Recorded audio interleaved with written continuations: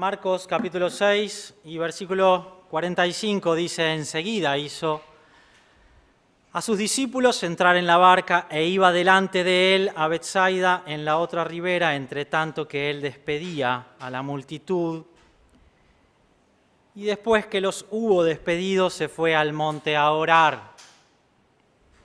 Al venir la noche, la barca estaba en el medio del mar y él, solo en tierra, y viéndoles remar con gran fatiga porque el viento les era contrario, cerca de la cuarta vigilia de la noche vino a ellos andando sobre el mar y quería adelantárseles. Viéndoles ellos andar sobre el mar, pensaron que era un fantasma y gritaron,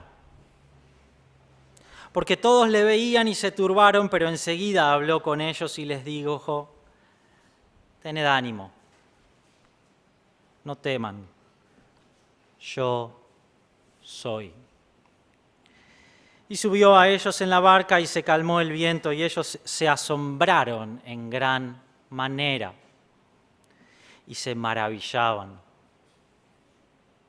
porque aún no habían entendido lo de los panes, por cuanto estaban endurecidos sus corazones. Nos referimos antes a este pasaje, en particular al último párrafo, porque aún no habían entendido lo de los panes, por cuanto estaban endurecidos sus corazones. Nos vamos a referir ahora al primero de sus párrafos. Enseguida hizo a sus discípulos entrar en la barca e ir delante de él a Betsaida, en la otra ribera. El contexto de ese día era que Jesús había creado pan para una multitud, alrededor de 20.000 personas, si no más.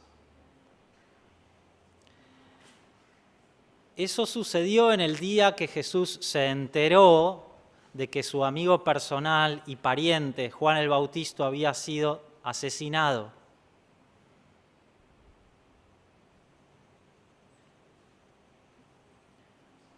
No era el primer profeta en sufrir a causa del mensaje que le tocaba dar. En general, los profetas tienen como rol dar malas noticias. Jeremías daba malas noticias, Elías daba malas noticias, Isaías daba malas noticias, y Jeremías fue echado en un pozo, y Elías huyó al desierto, e Isaías se dice que fue aserrado adentro de un tronco por ser fiel a Dios y predicar su palabra. Ese era el día contextual en el cual nos situamos.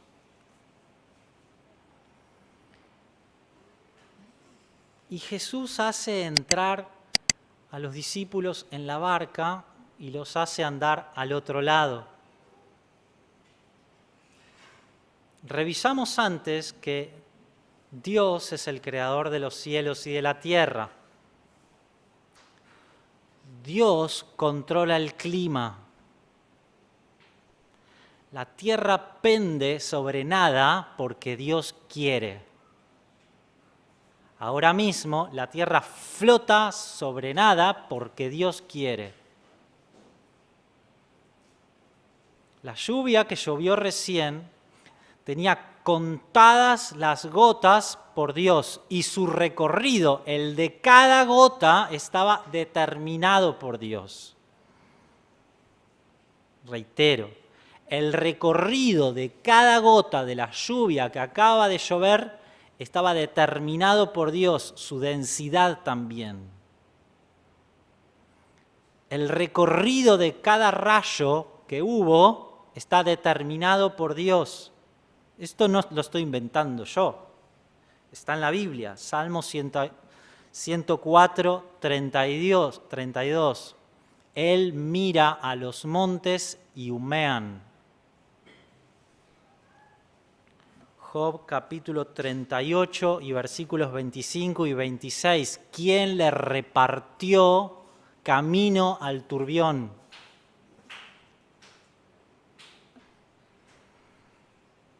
Dios dispone cuándo llueve y cuándo no. Esto está, por ejemplo, en Génesis capítulo 7, cuando Dios dispone que todo el mundo sea cubierto por agua. Todo el mundo. Cuando digo todo el mundo, por favor, que se entienda que no es una metáfora. Todo el mundo, toda la tierra, todo el planeta estaba cubierto por agua y todos los habitantes del mundo murieron porque Dios quiso que murieran. Dios controla el clima. Esto lo sabían los discípulos. Ellos habían estado en una barca con Jesús y Jesús dormía y ellos, cuando se levantó una tempestad en la barca, le dicen, ¿no temes que perecemos? Y él se levantó y calmó la tempestad. ¿Por qué? Porque Jesús es Dios y él instruye al clima.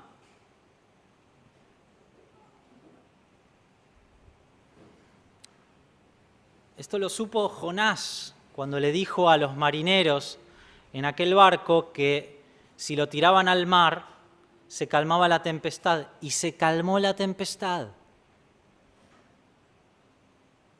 Y lo tragó a Jonás un pez porque Dios mandó a un pez. Y lo vomitó a Jonás un pez porque Dios mandó al pez a vomitar a Jonás.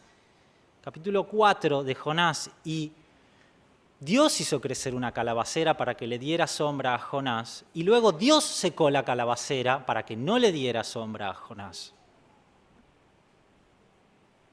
Dios dispone el clima. A mí no me gustan los mosquitos, los odio. Dios los mandó.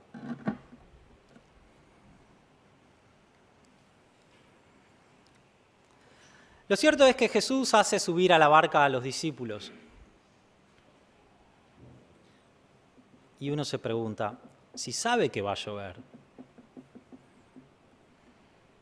porque Él manda la lluvia, ¿para qué los hace subir a la barca?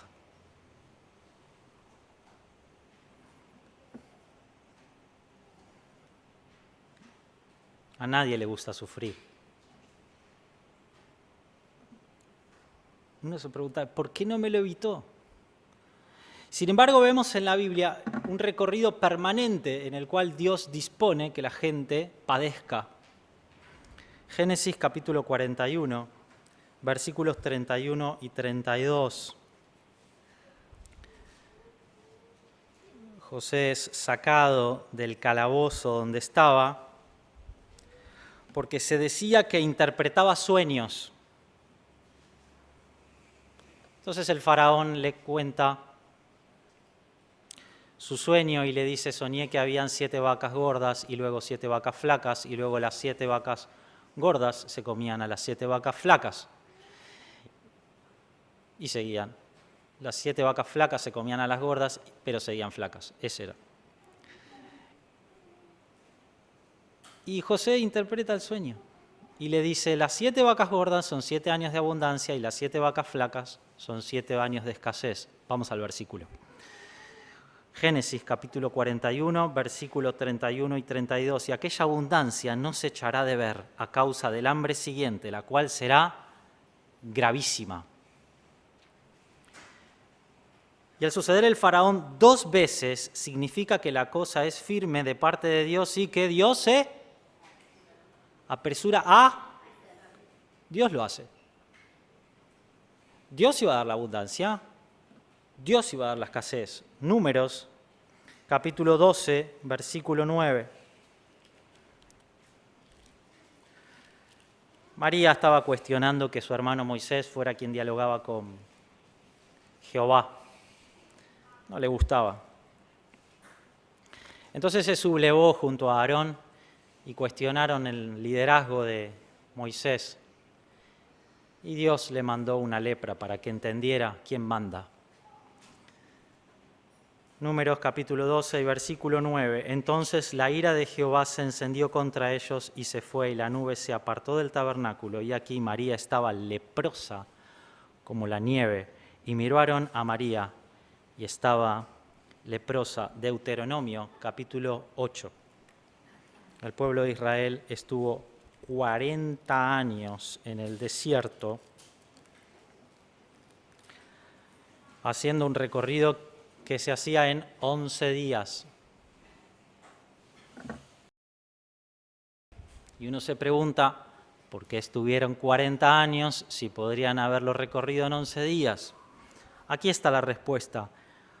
Deuteronomio capítulo 8 y versículo 3. Y te afligió, y te hizo tener hambre, y te sustentó con maná, comida que no conocías tú, ni tus padres la habían conocido, para hacerte saber que no solo de pan vivirá el hombre, mas de todo lo que sale de la boca de Jehová vivirá el hombre.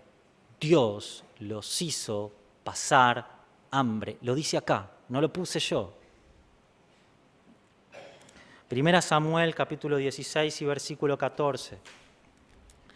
Saúl había desobedecido a Dios. Dios le había dicho que mate a todos, hombres, mujeres y animales, a todos los enemigos. Y Saúl dejó a algunos sin matar. Agag.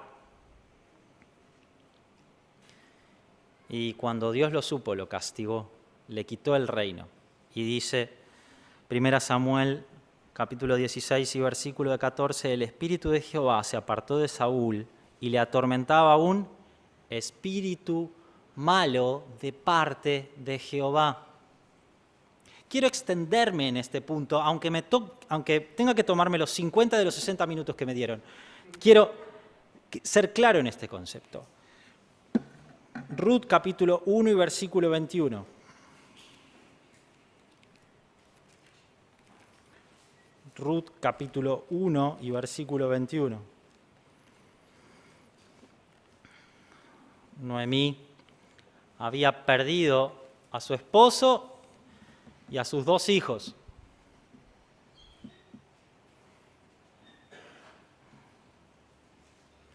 Dice en la tierra de Moab, dice Ruth capítulo 1 y versículo 21, yo me fui llena.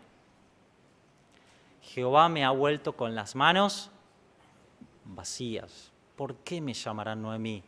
Ya que Jehová ha dado testimonio contra mí y el Todopoderoso me afligió.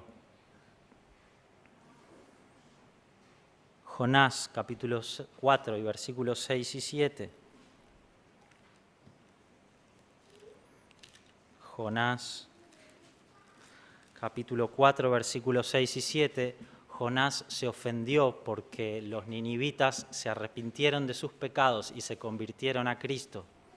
Le ofendía la misericordia de Dios.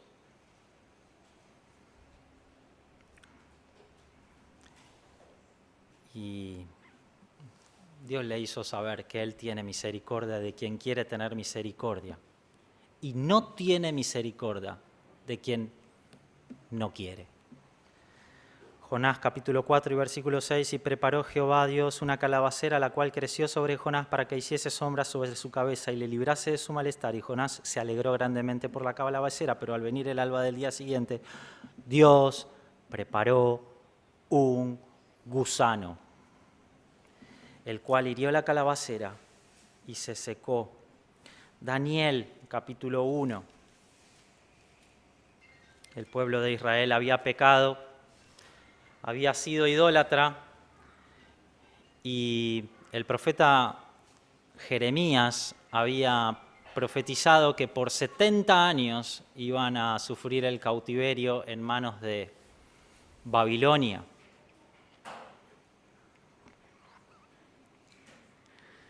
Y Daniel, que no había participado del pecado de idolatría, es llevado cautivo a Babilonia en cumplimiento de la palabra de Jehová. Daniel capítulo 1 y versículo 1 dice: en el año tercero del reinado de Joacim, rey de Judá, vino Nabucodonosor, rey de Babilonia, a Jerusalén y la sitió. 2. Y el Señor entregó en sus manos a Joacim, rey de Judá. ¿Por qué fue sitiada Jerusalén? Porque Dios quería.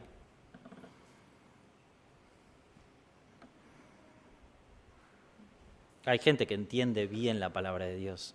Noé, por ejemplo. Dios le dijo: construid un arca, porque va a llover. Noé podría haber preguntado: ¿qué es llover? ¿Cuándo va a llover? Noé construyó un arca. Uno se pregunta: ¿podría haber Noé orado para que no lloviera? Bueno, si le gusta perder el tiempo, que ore, porque va a llover. ¿Daniel podría haber orado por Israel para que no fuera llevada cautiva? Bueno, si le gusta perder el tiempo, Daniel podría haber orado para que Israel no fuera llevado cautiva. Es más, él no había cometido ningún pecado. Es de los pocos personajes en la Biblia respecto de los cuales no se registra pecado. Sin embargo, su oración no es esa. Su oración es: Señor, que tu misericordia sea sobre nosotros. Capítulo 9. Hemos pecado. Usted puede pedir que Dios no termine con la tierra. Dios va a terminar con la tierra, lo dice el libro de 1 Pedro. ¿Sabe cómo va a terminar con la tierra? Va a haber una implosión y se va a prender todo a fuego. Usted puede orar para que eso pase. Ahora, si usted ora para que eso no pase, va a pasar igual. Va a pasar igual.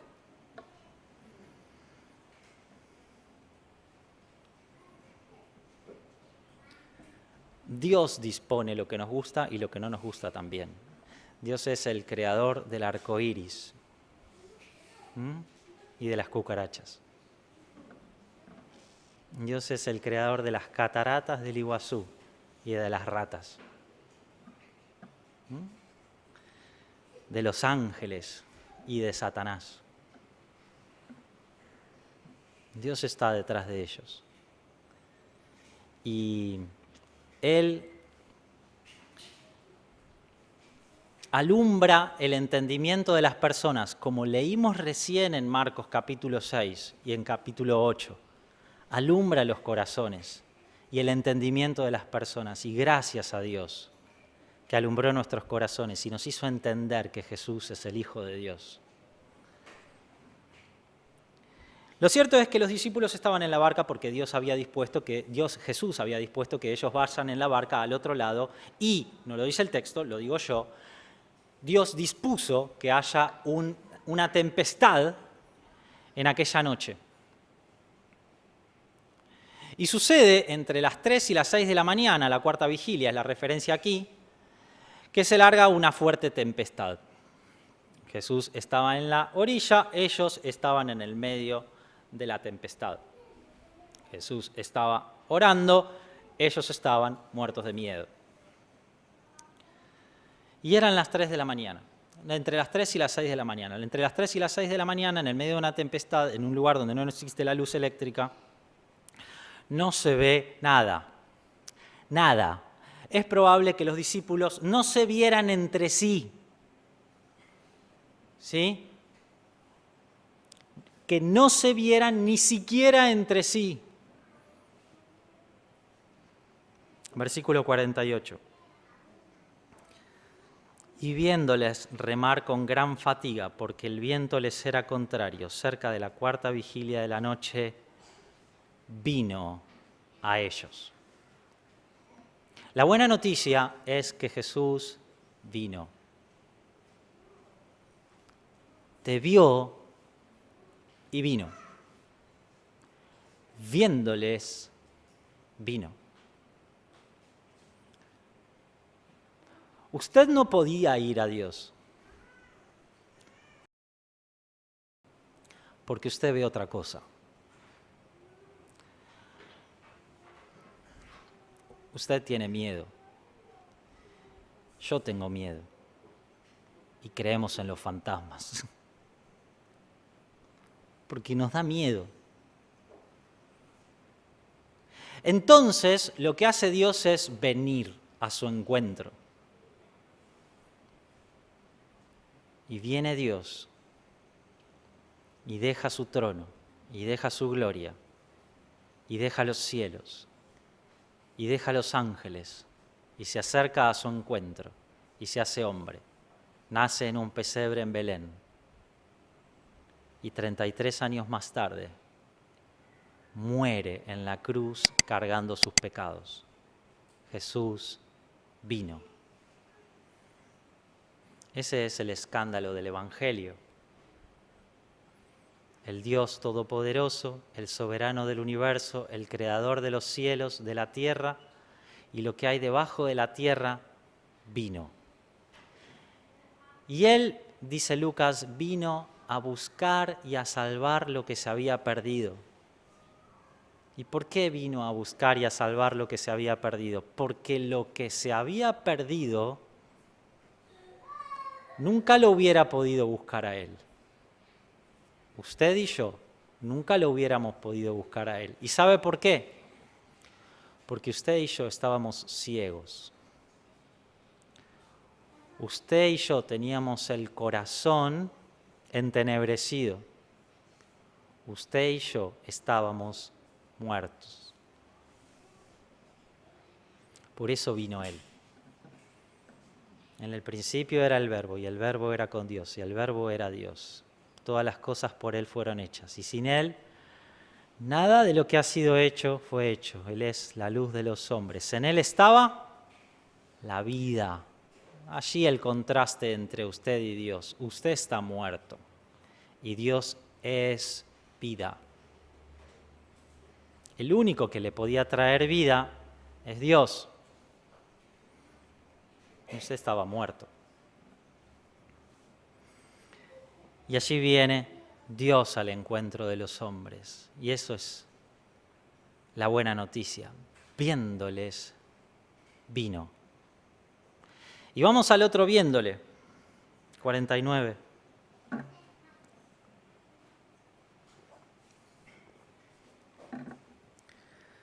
Viéndoles ellos andar sobre el mar, pensaron que era un fantasma y gritaron porque todos le veían y se turbaron. Lo que usted ve está conformado por su circunstancia. Si usted tiene miedo, ve fantasmas.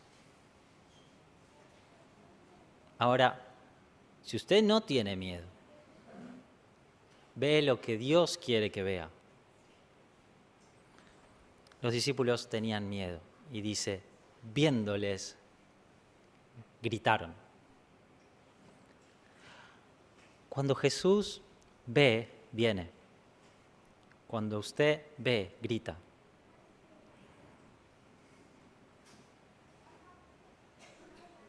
Él ve en la oscuridad, usted no. Él camina sobre el agua, usted no. Y Él es yo soy. Y el que camina sobre el agua vino. El que ve en la oscuridad vino. Y el yo soy vino. Y usted grita. Yo grito. ¿Y por qué gritamos? Gritamos porque estamos desesperados.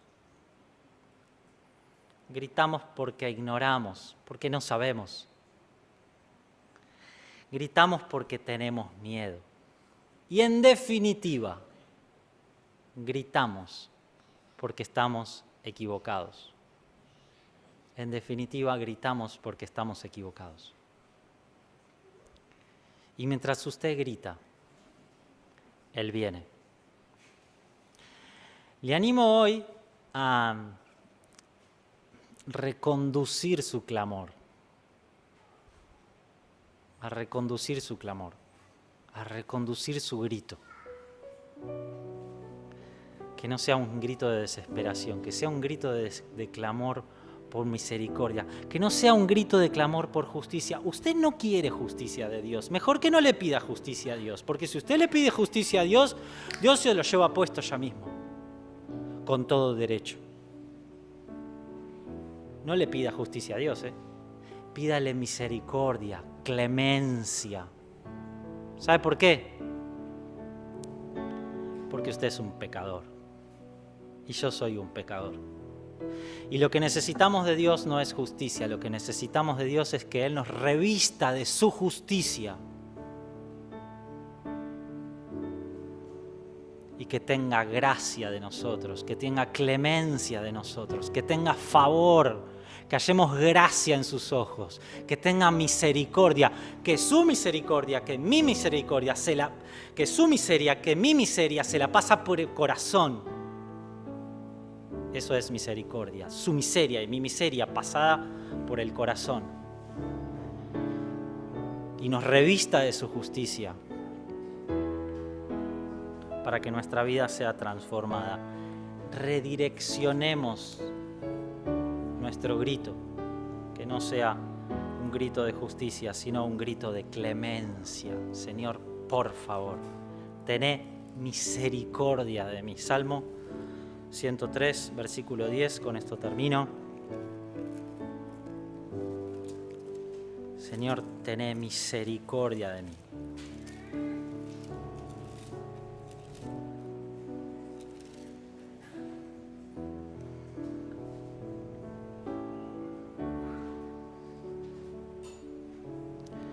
No ha hecho con nosotros conforme a nuestras iniquidades, eso sería justicia, ni nos ha pagado conforme a nuestros pecados. Clamemos por su misericordia. Gracias a Dios que Él vino, porque nos vio en nuestra miseria, remando contra la tempestad. Gracias a Dios que Él, cuando nos vio, vino.